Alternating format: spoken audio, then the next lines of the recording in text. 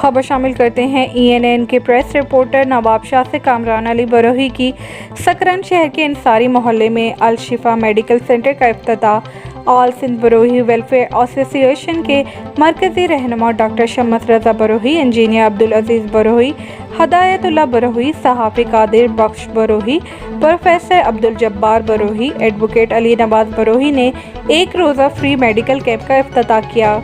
All Sindh Brohi welfare association की तरफ से एक रोज़ा फ्री मेडिकल कैंप सकरन शहर में मुनक्किद किया गया और कहा, आस बावा का फलाही कामों में अहम किरदार है।